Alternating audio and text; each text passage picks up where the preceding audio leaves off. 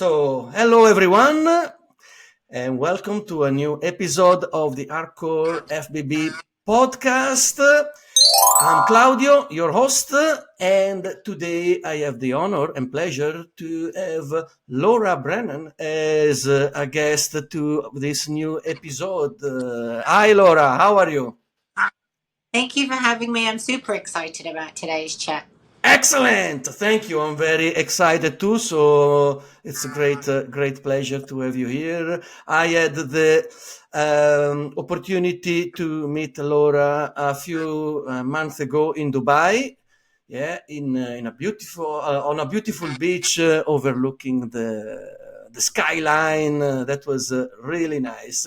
And but at that time, yeah, we didn't have the chance to do this interview. So here we are, and we are ready for to get to know you a little bit more.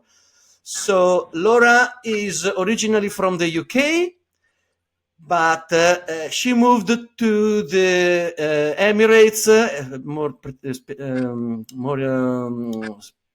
more specifically in Dubai. Yeah, how long have you been in Dubai now? This is now my third year. It's Third year. Yeah, this is my third year. Yeah. Third year. So yeah, you started completely from like a new life in a Yeah, new I have a country. bit of a habit of doing that in my life. So this isn't the first time that I've started from scratch in a new country, but hopefully this is the last time. Yeah. But we never know. Well, you've been working hard all during these years. You have started your new journey into the sport, into bodybuilding, and also you're doing personal training and coaching as well. Am I correct? That's correct. That's correct. We're gonna talk about it a little bit more in detail later. And yeah, please tell us how everything started. Let us know what was your plan. I've always been a bit of a fitness fiend. I was a swimmer when I was younger. I did competitive swimming. And then as every teenager does, they don't want to do that anymore. And the teenager lifestyle, the university lifestyle kicked in. And then I kind of lost my shape. I was very overweight. I went through that era in my life, if you like, and then I picked up the gym again, dabbled around in it. I became a swimming instructor as well, so that kind of kept me fit. And then I explored boxing, and then I explored rowing. So I did rowing as well on the River Thames, and I absolutely loved that a lot. From a selfish perspective, I realised I'm not very good in team sports. So individual sports has always kind of been the one.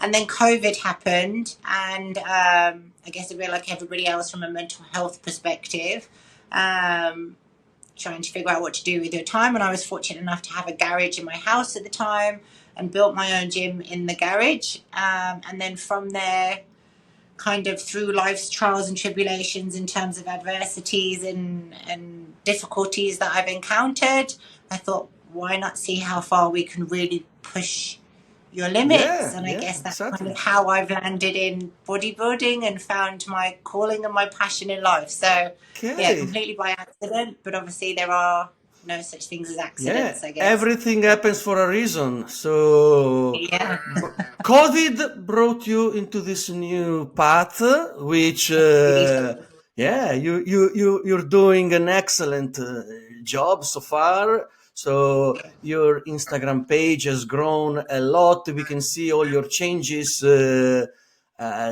this last few years. So it seems like everything is going in the right direction. So you said you started training, in your garage, at home in the UK. If I remember correctly, you also did your first competition here in the UK. Am I correct? I did, yes, I did. I think I was training in my garage for about a year, and then at the end of COVID, my coach at the time, we decided to, again from a challenge perspective, do a competition in figure. So I did PCA beginner's figure in Birmingham, Okay. to which I qualified through for the British finals, which was, I think, 4 weeks later.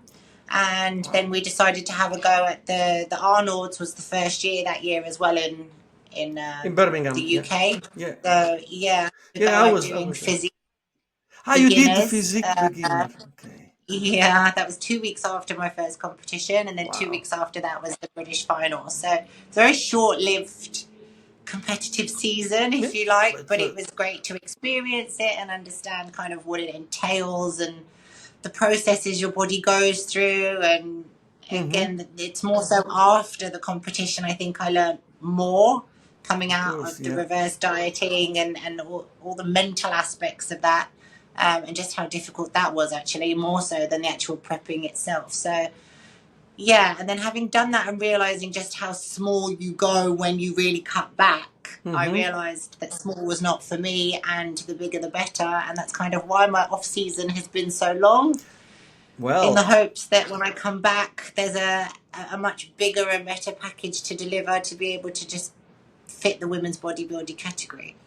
Yeah, that was really impressive because you've been like off season a couple of years, something like that. And yeah, so oddly enough, 3 years. 3 years, yeah. So a few times where we talked about going back into competitions, but because of life or for whatever reasons, that hasn't aligned. So the plan now, hopefully, is 2025. Watch this space. Oh yes, see what we can do. Yeah, because during the off season, I remember from your post, you reached also like around 200 pounds, 100 kilos, something like that at your peak. We got to 114 kilos was my biggest weight. I don't know what that is in pounds. I'm Italian, so I know kilos. Yeah, I know that it's 2.2. Yeah, so 114 kilos was the biggest I got this off season, but where it wasn't silly, it was still contained, it was still compact. Yes. So I mean, we'll see. I'm 87 now. And 87. Wow. So we'll see. Wow.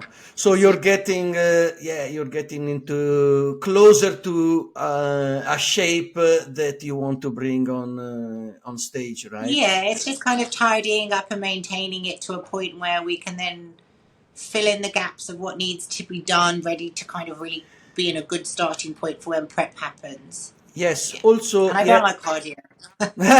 Fair enough.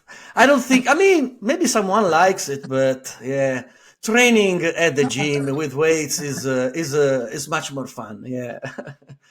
And let's remind who's going to listen to this podcast that Laura has been followed by one of the legend of women's bodybuilding, Gina Cavaliero. So she's still coaching you, yeah? 100%. 100%.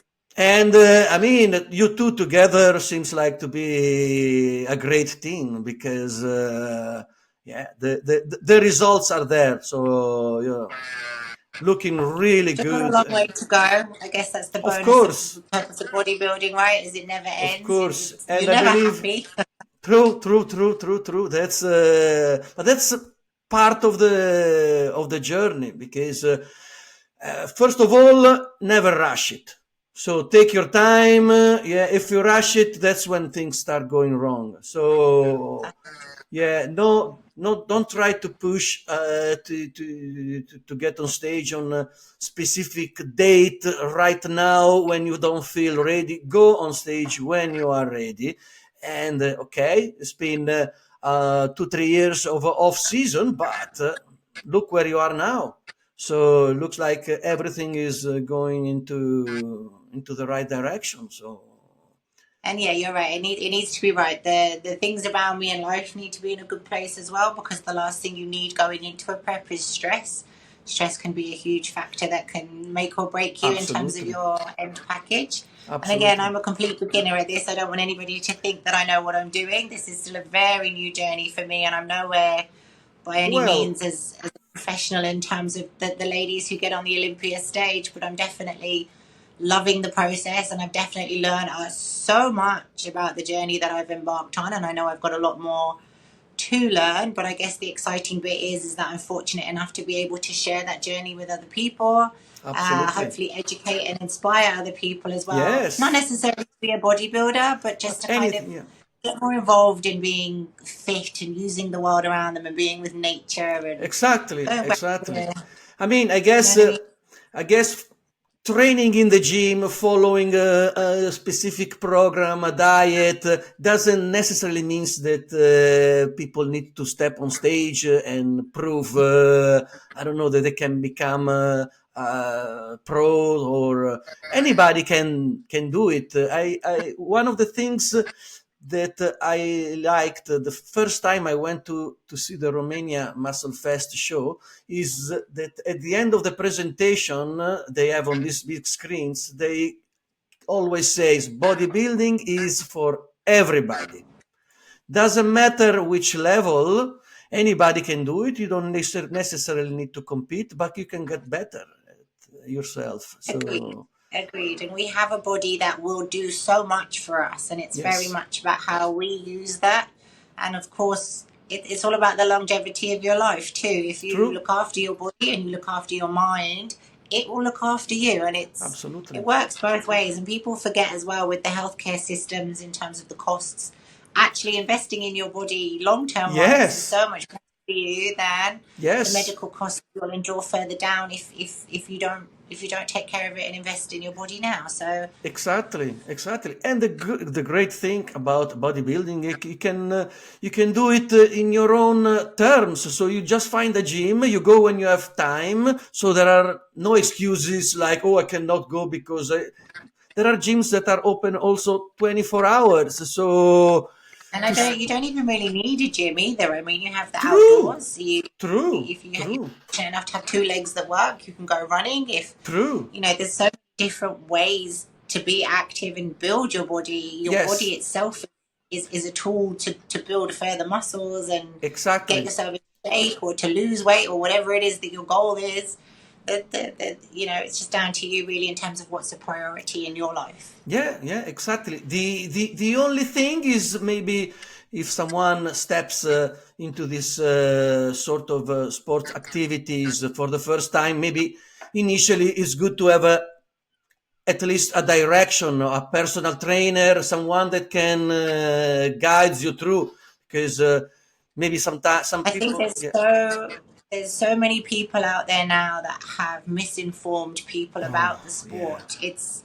It's very difficult now to tell who is speaking the right information and who perhaps Yeah. is just kind of making it up based on their own experiences. And I think it's really important people do their research, Yes. particularly in terms of hiring a coach, and asking around and kind of getting that feedback from people about the results that they want, not what the Exactly. coach wants, what the person wants. Exactly. That's Um, very the important. Yeah. internet is a dangerous place. Yeah, it's great for knowledge, yes, but there's a lot of knowledge out there that perhaps isn't correct, and you have to cross-reference the information coming through, particularly when it comes down to your body, because you don't want to injure yourself. You don't No, want to end up in a absolutely. situation where you're doing things that you can't reverse True. internally and externally. Yeah. So yeah, have a plan, but also research your coach, Yeah, research where you're getting this information from. exactly. Be smart. Yeah, because of course now with social media, I mean, it seems like people with even with very little experience just pretend to be like a fitness influencer, let's call it like this, but maybe they don't have the knowledge necessary that is required to guide other people. So And it's that can be really dangerous too, just for people's very self dangerous. imaging, self confidence, the way people see themselves. And I think the nice thing about women's bodybuilding, yes, of course, body dysmorphia is a thing within the bodybuilding Oh world. yeah, That's yeah. very much known. But actually, in the real world, body dysmorphia is also very much known. And the social media can have such a huge impact in terms of how people perceive themselves or how they think people are perceiving them. And it can be quite a mind game in terms Oh of yeah, the yeah, yeah. negativity that it has. So Absolutely. it's Well, Yeah, pros and cons of social media, right? yeah. Well, you were talking about body dysmorphia. I was when I was in Romania last weekend. I mean, all the bodybuilders I've talked to, interviewed, and at the chat, nobody was happy with the condition, uh, with the package they brought, even though they looked incredible, but never felt. I think part of it can be looked as a good things in terms that makes them keep going and keep getting better at the same time, because from an external point of view, yeah, I mean, like, oh, I mean, you are ready for the stage, you look great, but no, I'm not feeling compared. There is lots of comparisons with others. So one athlete look at the other, oh, look at her, she looks great, but the other, look at her, she looks better than me, and they keep trying to I get. mean, at the end of the day, it's a competition, right? And you do have to bring Yes. certain aspects to that competition to be able to move forwards with it. And again, depending on what the judges are looking for, will depend on whether or not you meet that criteria, Exactly. depending on who you're on stage with on that day. Like, there's so many different. Oh yeah, so many on top factors. Of that, you have to remember you're working on yourself, so it's a better version of you from the last time. But obviously, there's still things to do and improve. And exactly, yeah, actually, yeah, you said something very important that I believe. If an athlete decide to step on stage and compete, I think the competition has to be with not myself, but with the athlete himself or herself, rather than with others. Yeah, okay, beating the others is good, but as sorry, my phone is ringing. I'm replying. I'm answering later. So as long as you beat the previous physique that you brought on stage, for me, it's a win.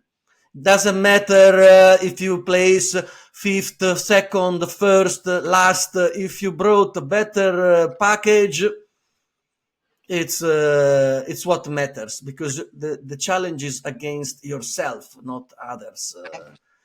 Yeah. And to reach that point, especially with the level of conditioning that bodybuilders bring to stage, it's not for the faint-hearted. No. You really do go through some serious endurance to get to that point, and you go into a dark place. And again, I'm not a seasoned athlete by any means, but the stories that people have heard, obviously my own experience, it gets nasty, especially in your head, in terms of, you know, you're depleted, you're missing carbohydrates, you're hungry, your body is literally starving, and it obviously, again, it's 100% a choice. It's not something where anybody should be complaining about it by any means, but at the same time, you really have to push yourself mentally to get to that point of being on stage and delivering that conditioning. So yeah, I mean, mentally, those people who get on stage and even give it a go, it doesn't matter where your conditioning is, mentally, to get to that place, you have chosen to put yourself in that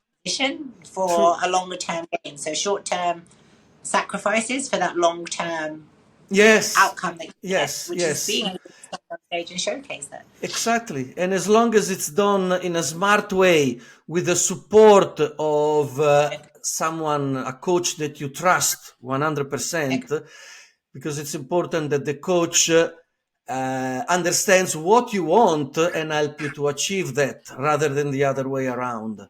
So, and I think a lot of people forget as well, like, yes, okay, externally you look great, but internally, what you've put your body through, getting your blood checked, making sure your kidneys are still working, very important, cardio for your heart, you know what I mean? So it's just, again, physically, externally, great, but internally your body is struggling. So it's making sure that the internal health is checked upon as well, particularly coming out of a competition, and monitoring to make sure you are fit and well enough. Exactly. And so make sure after a competition you do all your blood work, you keep yourself in check, you go through a period where you are off season, because I've seen some athletes being in prep all year round. Some pro athletes, not a few of them, they've done like 6-7 shows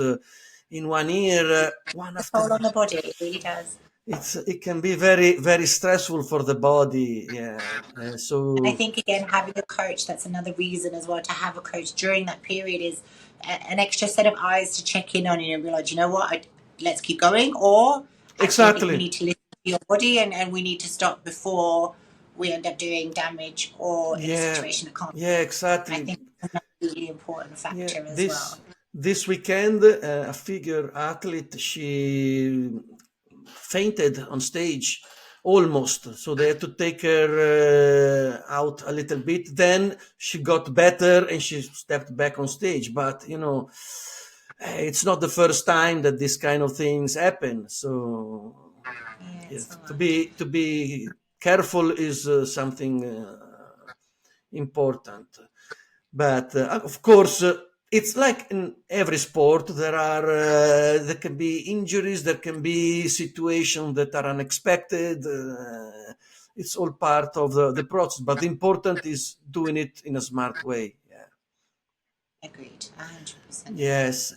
So Very fortunate to be able to be a part of the experience, and yeah, let's see how far I can go. Let's see. well, I mean, No expectations, but very high expectations. of course, you're doing Yeah. an incredible job so far, and yeah, your transformation is that you've been going through this last few months is amazing.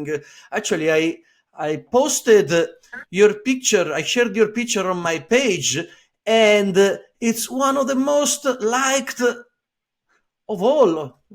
Yeah, everybody keeps asking about you. I was in Romania speaking to some people, and there are people asking about you, when you're gonna be competing. And I said, well, you'll find out. I will ask her on the I mean, I'll be honest, I'm not going to give my plan away as of yet, because again, life happens and I don't want to no, preempt anything. exactly. But I'm very excited. I think one thing, particularly the last 6 months with the changes, is that whole saying of trust the process. And Yes. there have been times during my journey thus far where I've been like, you know what was the point?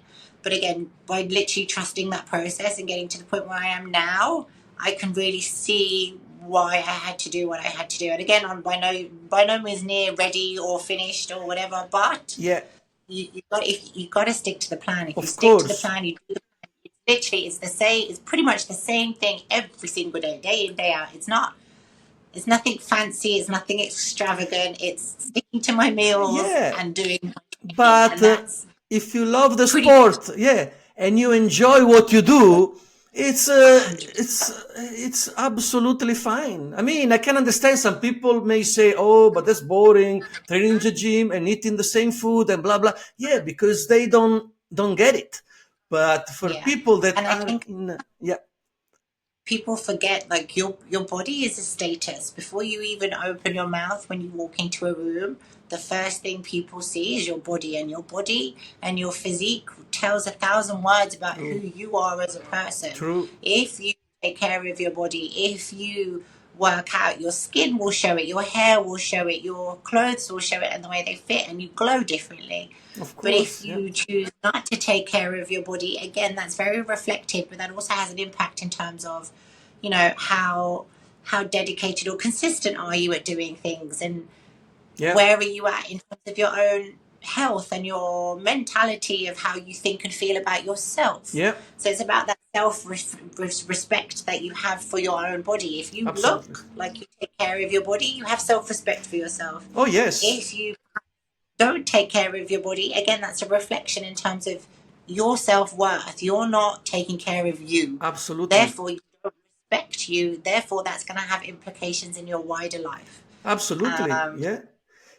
yeah, As you can tell a lot by Yeah, somebody. yeah, yeah. As you said, if I see a bodybuilder entering the room, for me, the first thing, because of course, as you said, that's the first impact, the first image you see is the external appearance. For me, the first thing I think is like discipline, because to get like this, I mean, it's not something that you decide to do it now and next week you look like that. It's day after day of sacrifices and discipline, and it's a lifestyle. It's not just going to the gym or eating a little bit of protein. It's 24/7. You need to make sure you have rested enough. You need to have your meals correctly. You need to. I mean, it's something that. That's and that routine and that kind of lifestyle in itself, that then obviously has an impact in your wider world for business, for how you work, for your family life, for all of those things. That is then projected into your daily life and the way that you do things. And again, because of the way that you work with yourself and your self-respect and your self-worth, you and that discipline and that consistency for you, the way you then work with people, the way you work with business, it's a very similar structure in terms of it takes time, but that effort and that consistency. Here's my business. True. This that I've done. Do you know what I mean? And it all has a knock-on effect. Yeah. Absolutely. Um, Also, I mean, let's not forget that talking about yourself and your journey in this last 3 years, I mean, you've been working hard to this new career as a bodybuilder, personal trainer, your business, and so on. But let's not forget that, of course, there is much more, because you relocated in a new country, a new life, everything was new, so that adds even more stress into this process. Yeah, so I guess I think with my lifestyle and kind of the story that I've endured across the lifestyle that I've kind of encountered and all the different chapters in my life, if you like. I've lived in multiple different countries. So you told me. I've lived in Australia, I've lived in Japan, I've lived in America, I now live here in Dubai. I think you learn a lot about yourself in terms of where home is. And for a long time I was a little bit lost trying to find where home was. Where do you belong? Through bodybuilding and through that lifestyle, I have learned that home is a place that's actually in your head. True. If you're not happy in your head, it doesn't matter where you go, it doesn't matter who you are with. If you're not happy in your head, home is hard to find and root in. Exactly. So that I finally kind of, again, through my journey into bodybuilding, found and understand more about who I am as a person and how I work and what I will and won't accept from a boundary perspective and my goals in life. That's now helped me find home in my head. Don't get me wrong, still good days, still bad days, but like everyone, the world is huge. You can be anywhere in the world. It doesn't matter. You can be by yourself, you can be with people, but ultimately, if you're not okay with what's happening in here, everything else. And I following your journey. Basically, you are the perfect example that if you really want something and you work hard, you can achieve everything in life. Of course, it's not been an easy process. I mean, from moving to the new country, starting a new life, new industry, trying to become and a competitive athlete in women's bodybuilding, and everything put all together is it's hard, but I mean, there's expectations put on myself, right? I mean, nobody else has put that on me other than me.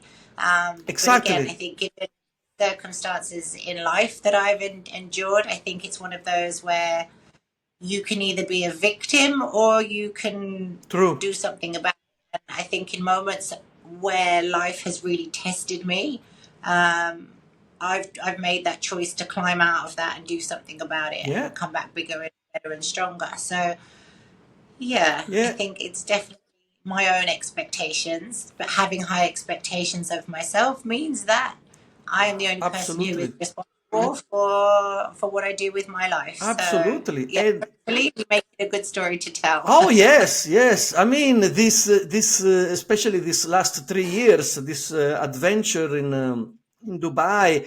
I'm uh, I'm sure Dubai is one of those places where everybody has a dream. They move there trying to build something in their life, but not everybody is is hard enough to stick until the end and make all this dream happens. I remember you were telling me there are lots of people that come from all over the world, spend everything, and then they go back home Yeah. broke. And you don't. My lifestyle is it's very much this. It's very materialistic in terms of, you know, there's glamour everywhere you Yeah, go, and true, you do need true, money to be able to invest in that glamorous life. And again, it's a choice as to whether or not that's the life you live, or true, in my true, case, true. where you go to work, you go to the gym, and you go home, and Well, then you have your lunches in between. So but I'm more that's of a nature person. but that's But some people absolutely, obviously come yeah. here to very much enjoy the glamorous side, and that's their choice. That's It's their not for choice. me It's though. fine. Yeah, I mean, I think your path in the long term is the right path. I mean, having fun, going out, driving expensive cars, going to luxury clubs, restaurants. Yeah, it's fun and everything, but I think it's just I mean, don't get me wrong. If temporarily. someone came to me and gave me a couple of $1 million, I'm not going to say no. Oh Do you know well, what I of mean? But course, yeah, yeah, yeah, in of terms course. of But you see, keeping within my means, if they give you a couple of $1 million, maybe lots of people think about how to spend them in glamorous lifestyle. You would probably think, how would I invest it? I would reinvest this money for my business. everybody has their own opinion, right, in terms of what they should or shouldn't Yeah, do yeah, with yeah, money, and exactly, it's their exactly. money to do with as they wish. But yeah, Yeah, but overload. as long as Sorry. you do it in a smart way, it's Of course. You it's a just got to enjoy life as well, though, at the same time. So it's about balance, right? But balance to everybody looks different. Your balance may look different to my true. balance Yeah, yeah, to yeah, yeah, exactly. so The important is that I mean there may be ups and downs, but at the end of the day, yeah, you must feel happy with what you're doing and what are trying to achieve. Chase your dreams, and you will never go wrong with that. So that's the agreed. most And you never important. know what tomorrow brings, right? I may not be fortunate enough tomorrow to continue this journey, but it's about enjoying that process and Yeah, taking from it what I can at every yeah, yeah, yeah, opportunity to then be exactly. able to help my clients, or advise other people with whatever journeys they're going on, or whatever battles they're fighting in life. I think the Yeah. most important thing is people are always looking for ways to start. Just start. I think that's the most Mm-hmm. important thing, is just do it. Yes. Literally, in the words of Nike, start. True. Start True. somewhere. True. Start by standing up and moving, or start by walking to the grocery store, or whatever that looks like. Yeah. Just start. Little Always going to be things, little things. Yeah, you don't need to go and kill yourself in the gym straight away. Baby steps, but important is try to push a little bit further every time, and cheating. and also it's not only good for the body; it's great for the mind as well. I mean, if I And feel my specialist area. I've been in education for the last 15 years, specifying specifically in mental health and well-being. That's my field, is social, emotional, mental Mhm. health, and special needs. The combination that I've worked with. So, Wow. from a well-being and mental health perspective, again, within my business side of things, this is something I promote and work with a lot with people, because once you understand the impacts of exercise on your mental health and on your well-being and your lifestyle, it's a complete game changer in True. terms of how you then step into your own life True. True. with True. very different. So So, yeah, so with your business, actually, can we remind everyone, yeah, the name of your business? I I can. actually just partnered up with But builderellas. yes, that's So what I I wanted to ask you. Yeah.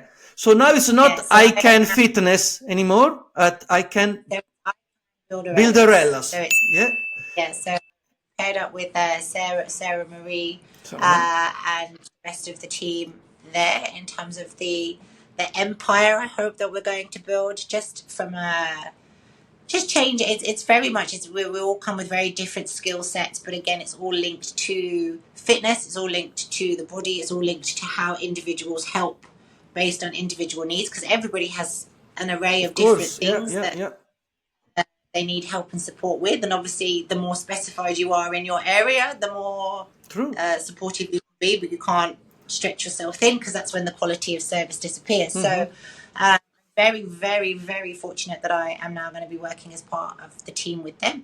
And from my end, like I said, I am a health and wellbeing coach. So I obviously work with daily lifestyles, but again, mental health and wellbeing is a very big focus in terms of the clients that I work with. So it's very, very exciting. Again, it's very new. There's a lot from that in terms of what the team will be offering, what the team will be doing in Dubai and around the world. But yeah, the level of expertise and the amount of knowledge in one team is just it's enormous. Really excited just for my own purposes to be able to learn from my team as well, because they've already started I wasn't aware of. So I'm really excited about that. That's amazing. I'm gonna put in this video also all the links for the team and so people can check it out and see what it's about. And the team is based in Dubai, right? But you offer services online also for people all over the world, yeah?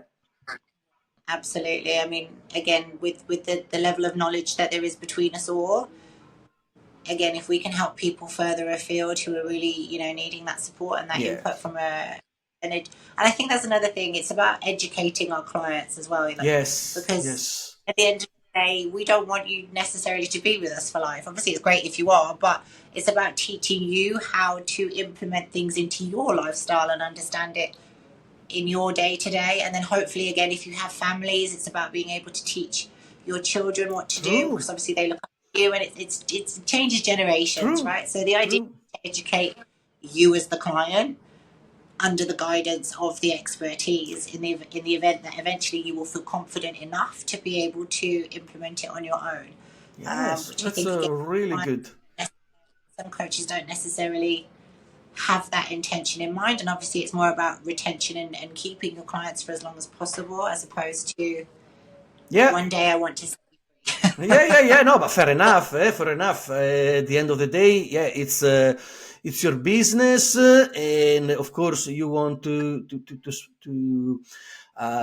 transmit all this information to your clients, and then from your clients, as you said, if they have a family, to the kids, because if a mom or a father starts to understand how nutrition works, how the benefits of training are, they will teach them to their kids. And even the impacts of stress, right? There's nobody that can tell me they don't experience stress. True. How it's managed and how you cope with it and how you deal with it. Most people will turn to a packet of potato chips or a fast food meal when and comfort eating is a very big issue. But again, of having that, paying and investing in that knowledge is to help guide you around alternative ways to cope in those situations. So then it removes the guilt as well afterwards, and then that vicious cycle, it cuts that cycle off. Absolutely. The binge cycles, the fast diets, all of that, it doesn't work because it's not a lifestyle. You've just cut into it for a short period of time, and actually that can be more detrimental to you. Implementing changes over a period of time. So I'm really excited about that. And again, also from kind of a practice what I preach, right? And in terms of I like to think I look the part in terms of being a personal trainer, and I'd like to think people feel comfortable and safe knowing that they're in hands of somebody who understands what they're doing and talking about. But again, by no means, same in my education business, right? To be successful at what you do, you have to always keep learning and be open-minded to learning new things. And that comes in all aspects of life, in business, in bodybuilding, in personal. I constantly keep learning and asking questions to be a better person.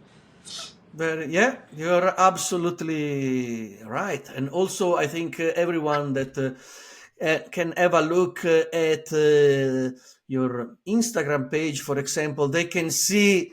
I mean, you constantly update, give advices, so it's a really good source of information that people can relate to, even if not at your level. They can say, okay, I can do it as well. I can And I think, achieve. I think a lot of people, they look in life, they look at people's social media, they look at people around them, but people don't ask questions. And I think, hopefully, I guess, okay, fine, I do very much have a resting bitch face when I'm in my moment and concentrating, but I'd really like to kind of be an advocate for encouraging people to ask more questions about fitness, or ask more questions about, why are you asking me to do this exercise, or why do I need to eat this food, or what does this food do for me? And I think the more questions people ask without feeling embarrassed or shameful in terms of what the response is, that's going to be the real eye-opener for people to learn. Ask questions. Why are you doing that? What are you doing? What's this exercise for? Why Exactly.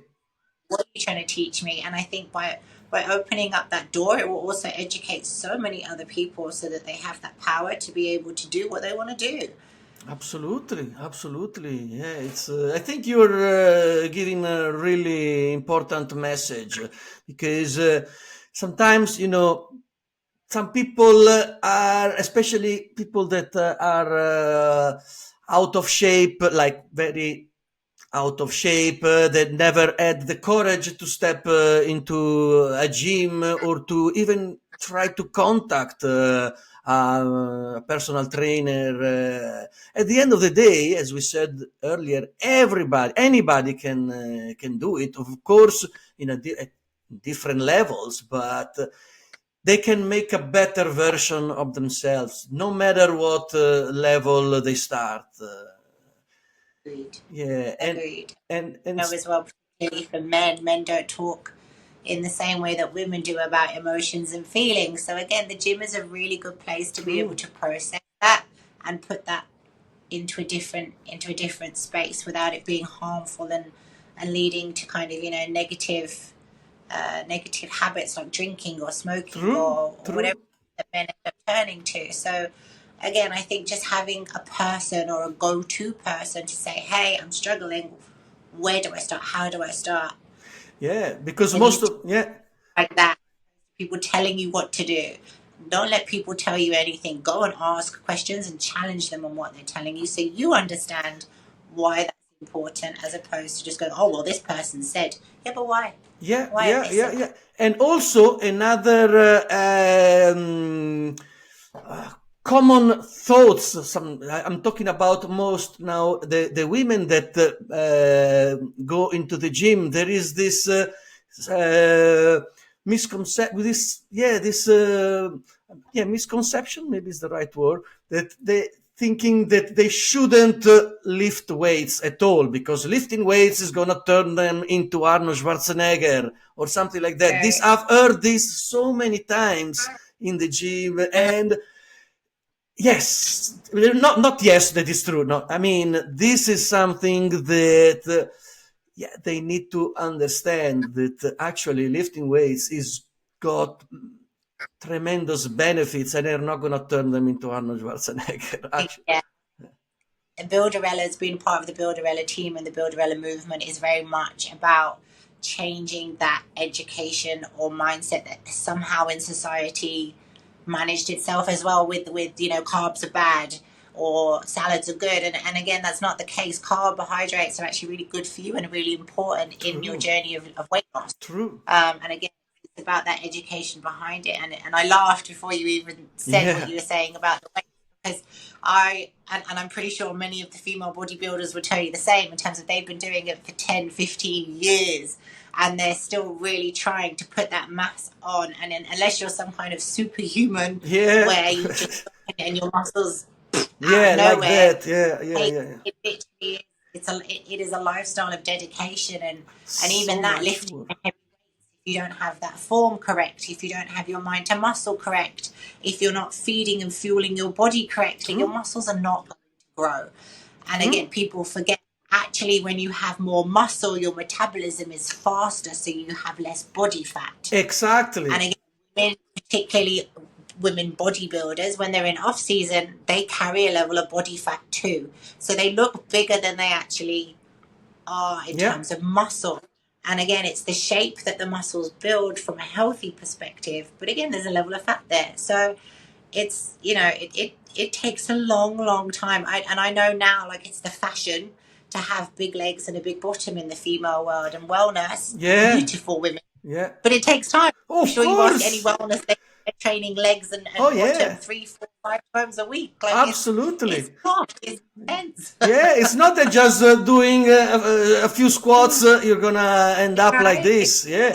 I mean, this weekend in Romania, I watched a little bit the wellness show as well, and these girls were incredible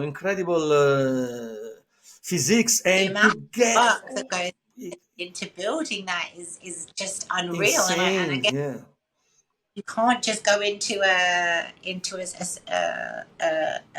theater and be like, I want a bottom like that, put it in, and walk out with a bottom and legs that look the same way. That the effort that goes into what these girls build day in, day out, it's very different, and it's a very different shape that you have versus the implants or whatever people choose to do. And people forget that it takes time. There isn't a quick fix going onto a surgery table. Yes, okay, fine, you walk out 5 minutes later. But it's not the same. But it's not the same results. One is hard work, and the other one is, I don't know, jelly. I don't know how to call it. It is, and they have very different shapes, and I know obviously the reason that people get this done is for their own, whatever that reasons are, but to have that shape that the wellness girls have, or the shape that the Olympians have on stage, it's not something that happened overnight. Those ladies have worked for, we're talking six years plus. I know there's women on stage who've been doing it for 20 plus years, and they're still doing it. So it's not, there is no shortcut in this industry. Part of the journey. And as we were saying earlier, it's a whole lifestyle. It's like a 24/7 process, because even sleeping is part of the process, because if you don't rest enough. On my part, the sleeping bit, I don't have any issues with. That's probably one of my favorites. Sleeping and eating, best bits. Good. Yeah, well, sleeping and eating, that's really good. Plus, you love training as well, so it's like, I mean, it's ask Gina. Gina will tell you, I'm constantly asking for more food. I literally became a bodybuilder, I think, for the food. The more food I get. Good. Because, I mean, not everybody can. When you were in your off season, how many calories a day were you consuming? Close to 6,000 calories. 6,000. Wow. A day. Yeah. I can imagine. Yeah. But I mean, it all works. Sorry? I said now, not so much. Now, now you changed of course. Now you said you are 84? 87. 87, before you reached 114. But, I mean, all this hard work you've done, also the work you've been doing with Gina, I mean, it's paying off. So you're getting there. So I'm sure when you will be ready for the stage, you will be ready for the stage properly. Yeah. Well, I know And from the trust perspective, I know that Gina wouldn't let me get on stage Of if I course, wasn't of ready. course. She's a professional, yeah. And I think, again, a good coach listens to their athlete as well as much as they implement and reinforce their knowledge. It's really important that it's a team, and that your coach or your personal trainer or whoever it is that's overseeing your journey, that they allow you to have a say and they take that on board. It doesn't necessarily mean they're going to implement what you want, but it's important that they are listening to you, and your goal and where you want to go, and what you're telling them about your body as well. So I think that's really, really important. Yes, two-way. I totally agree. I totally agree. And in terms of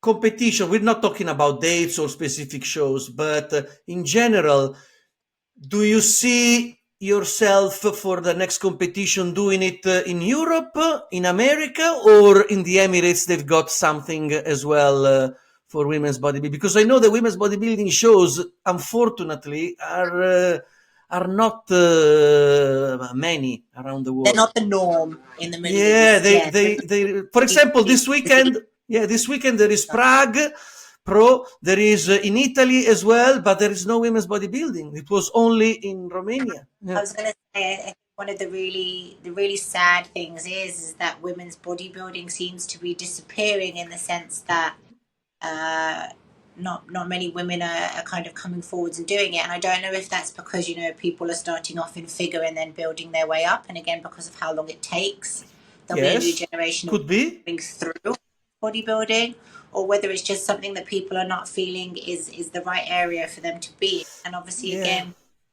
it's kind of the image that's being portrayed in terms of, muscles are for men. And actually, you look at some of those women that are up on that stage, and they are absolutely stunning. You look at Andrea Shaw, or Angie, you look, they're fantastic. Actually, they're absolutely beautiful physique-wise and aesthetically as well. And they are definitely, there's a reason that they are where they are in placings in the world. But they bring that whole package, and I think that's it's a really important starting point for anyone wanting to go into bodybuilding. It doesn't have to be the way that everybody seems to imply in terms of muscles are for men, because those women, they absolutely prove that is not. Absolutely.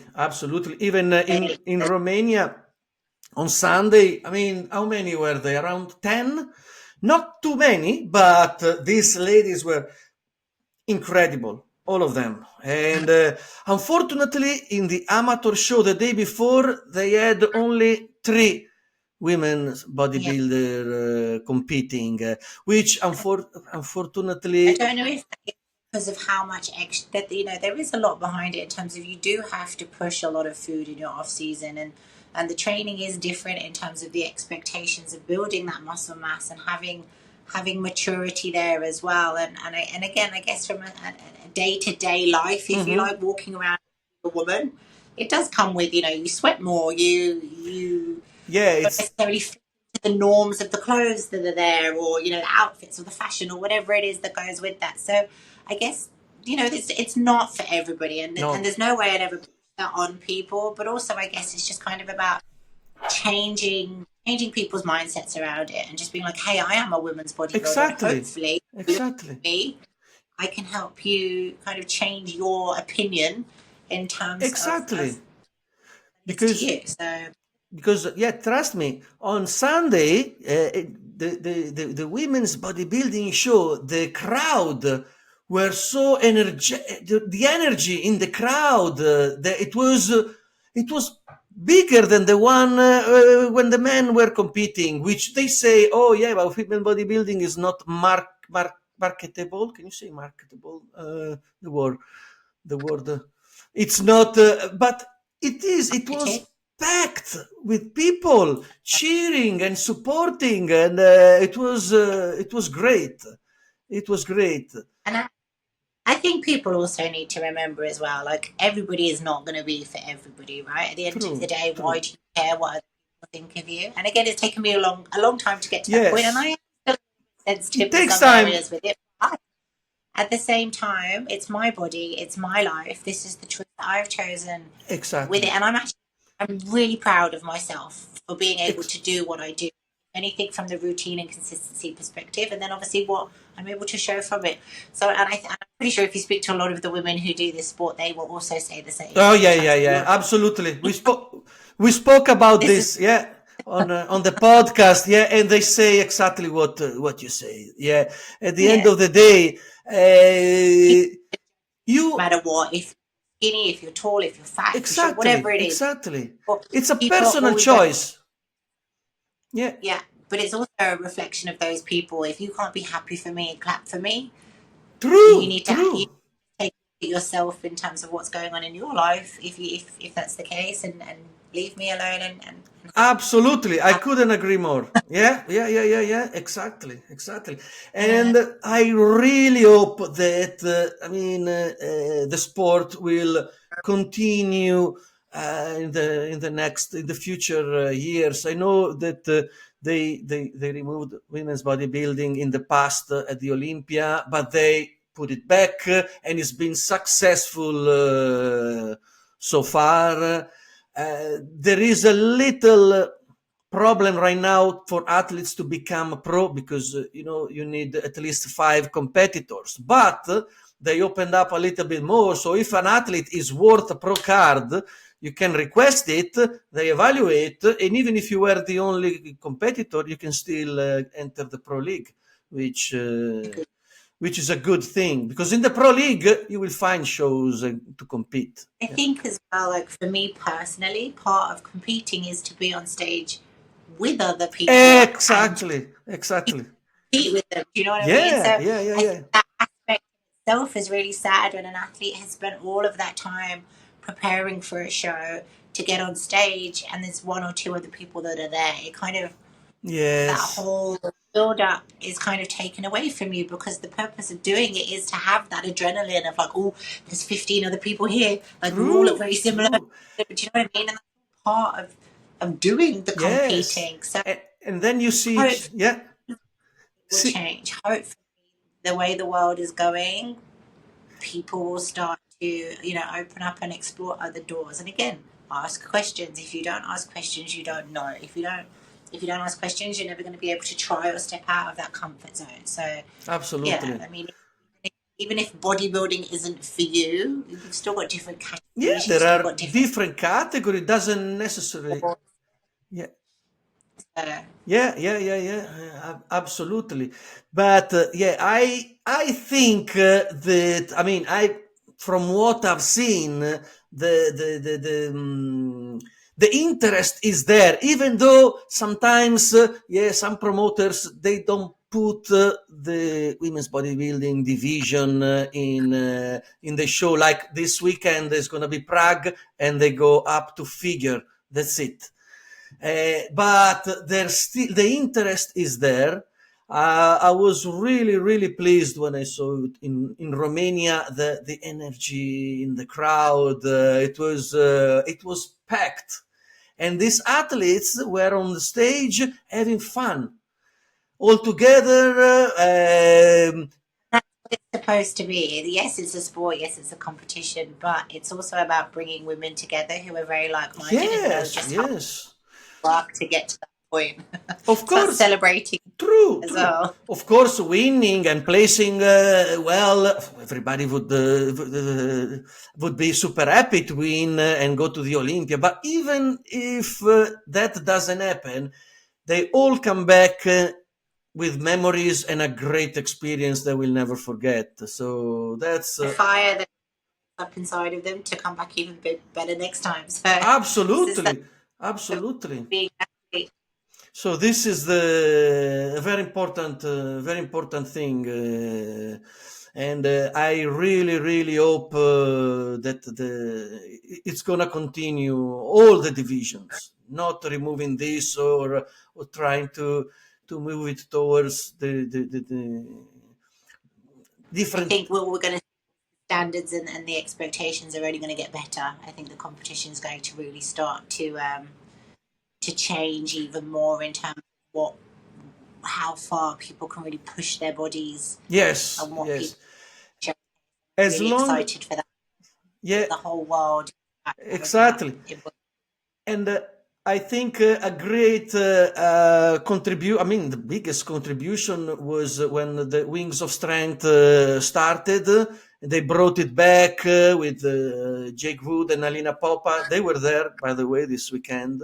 They always present every year, and they did an incredible job to keep promoting this division. I think as long as we still have women out there who are advocates and who really do, ambassadors for the sport, and keep pushing that forwards, I think we're very fortunate that bodybuilding will continue for the female world. Oh yes, yes. And also the Olympia channel, what's it called?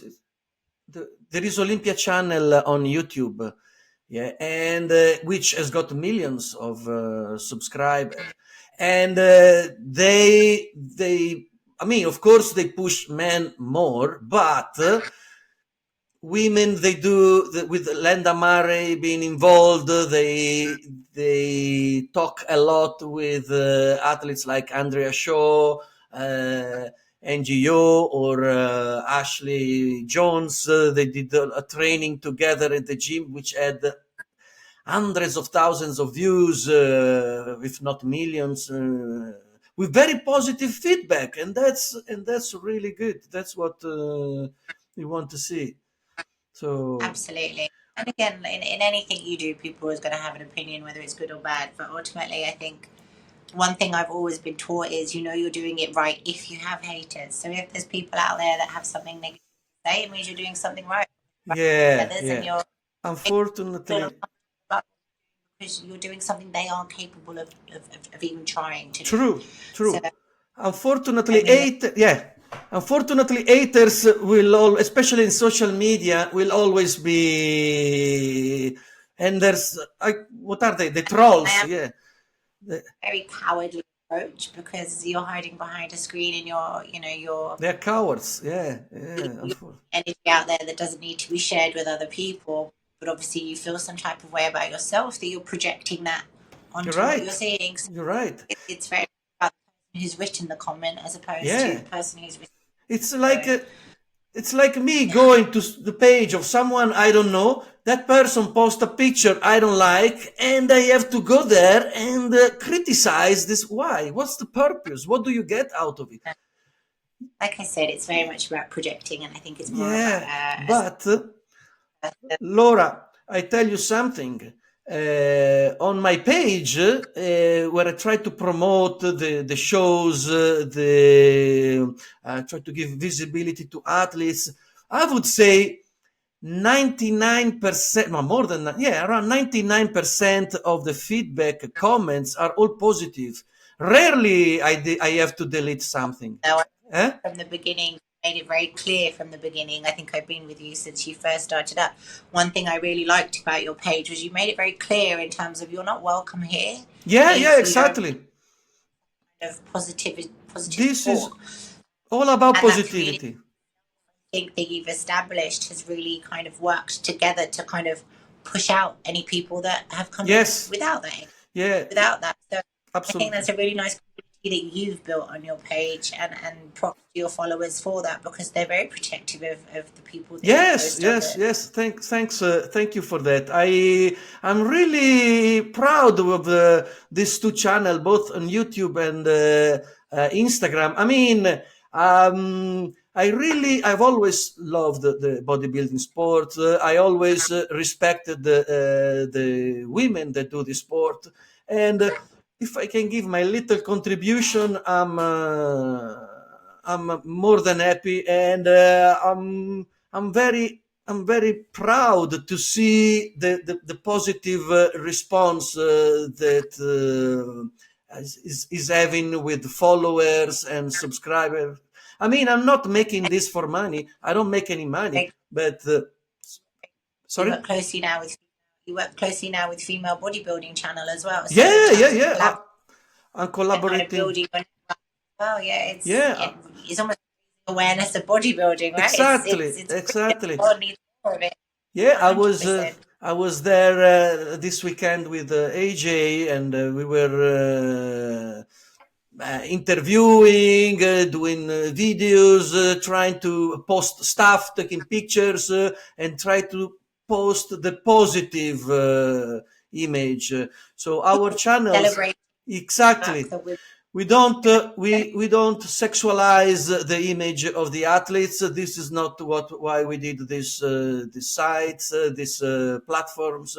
So it's all about the athletes, the sports, the positivity that brings into the community. If you like it, also that sorry, women are just kind of, it just goes to show that women are superheroes.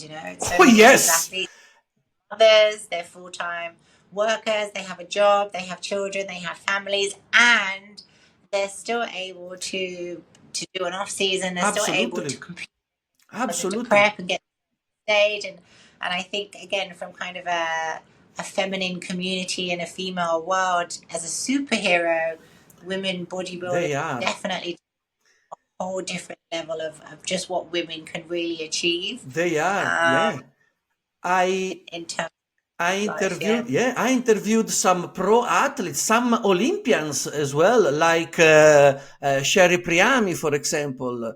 She's top. With what she does, She's a mom of three. She's children, yeah. She's a mom of three. She's a dental hygienist that works full time. She trains like crazy, and she managed to do everything. And still going on holiday with kids. She doesn't skip anything in her life, and she managed to do everything, mastering it perfectly. So massive respect for this. There's women out there like Sherry who are just incredible, turning their into Olympian tickets. Do you know what I mean? So yeah, definitely things beyond. Yeah, and she's in her late 40s. So wow, as you said, superheroes. This is true superhero. In terms of role models, fantastic. These are women that are role models in terms of what they do and how they do it, and the lifestyles that on top of bodybuilding, because in the female world, bodybuilding is really expensive. Those sponsorships and those financial opportunities are not the same in the male world. So for females, it's a very different world. We do it absolutely because we love it, but there's no real financial gain in it for us. That's sad. Yeah. It comes with a different attitude as well, and a different mindset of the end point may not be a big check. The end point may be that you've inspired a group of young girls to do something different with their lives. Or do you know what I mean? So a different satisfaction perspective as perhaps the male industry does. Yes. I mean, seeing at the Olympia that Andrea Shaw, which is the best bodybuilder in the world, got $50,000, while Samson Dauda, which is Mr. Olympia, got $600,000. I mean, I think both of them deserve $600,000, not only the men, but unfortunately, very different it is. And like I said, there's different incentives in it for everybody, not just males or females. It's everybody does it for their own reasons, and everybody does it for their own outcomes as well. So, but yeah, in terms of financial gain for women, it's a very, very different incentive. Yeah, perhaps true. Very different. That's true. But let's hope. I think it's the community is growing. The women's bodybuilding or any level, it's growing. Back in the day, I don't know. I don't remember seeing any athletes even in the gym back in the day. Now, sometimes, you see competitors, women's competitor training at the gym, so you can see there are more and more. This weekend, there were over 500 athletes competing between amateurs and pro. And that was very, very impressive. Very impressive. So I hope it's going to continue growing. Like the the powerlifting industry is course. growing too. The Powerlifting, yes. too. And I think, once they kind of establish their network of athletes too, the body builds of those athletes gives them that opportunity to be able to fluctuate between bodybuilding, CrossFit, and powerlifting. True. So True. I know Also with the everybody CrossFit as well, yeah. fluctuated between the two. So again, I think opening up different doorways into different sports also gives athletes the platform to be able to cross over and kind of dip in Yes. and out of different fields, which is a really nice opportunity as well, Yes. without dedicating necessarily to just one. True, true, true. Well, actually, yes. Since with CrossFit, I noticed lots of women found it as a good alternative to start, getting into the gym and training with weights in a different way. Of course, I mean, on my opinion, I did CrossFit for a while, and it's great, but not for the long term because I kept injuring myself. So, but at some point, Doing it right. eh? It means you weren't doing it right if you kept No, getting no. I mean, I was doing it, but the problem is that when we did the final part that is with the time, so you have to do, I don't know, 20 deadlifts and then running and then 10 pull-ups, and then at some point. That's why I prefer bodybuilding, because I can focus more on the form rather than on the speed. But no, it's okay. yeah, I enjoyed it. I did it for like a couple of years, and then I went back into the gym and trained normally. But one thing I noticed that lots of athletes move from CrossFit into bodybuilding at some point, because I think bodybuilding is more. You can do it all your life. And CrossFit, I don't think is something you can do all your life, because I think as well, the thing is the communities that come with it. CrossFit community is very different to the bodybuilding yes, yeah, community. yeah, yeah, Also very similar in that sense too. I mean, the way that you train is very different and the outcomes are very different. But I think the communities that come with it, again, are probably the most important in terms of being able to push forwards in what you do. CrossFit community is obviously a lot larger because you primarily work in teams, yeah. whereas True, true, bodybuilding true. solo kind of accountability sport. But again, I guess people fluctuate to kind of figure out where their feet should be, and there's no Exactly. harm in jumping to either. So Yeah, yeah. whatever works for you, that's the most important thing. Do what you have to True, do to true, have. true. And yeah, and with all these fitness activities that are growing, yeah, more and more people are jumping into this, and they are less scared.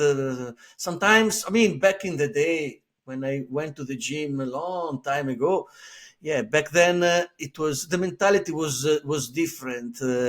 It was just the gym, go there, lift weights, and people were, oh yeah, but it's boring, and so that was a reason for not doing nothing.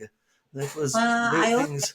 think the economy has had a big impact. So with the prices of everything going up, it's becoming a lot more expensive to do bodybuilding.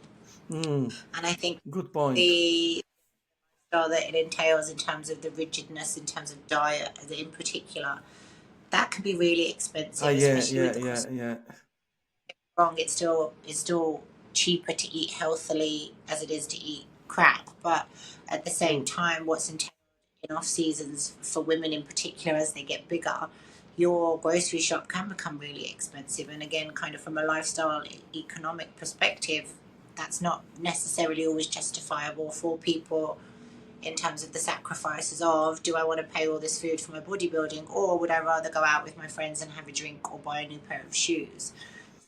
So again, Yeah. in terms of priorities, but I do feel like the economy has had a big impact as well, though, on the sport. And I know back in the day, it was a bit more of a free for all. Let's see what we could do with less structure. But now there is more structure. There's also the issues with the economy, which is Mm, it can actually hold a lot of people back from stepping yeah. into such a world. Yeah, yeah, true, true.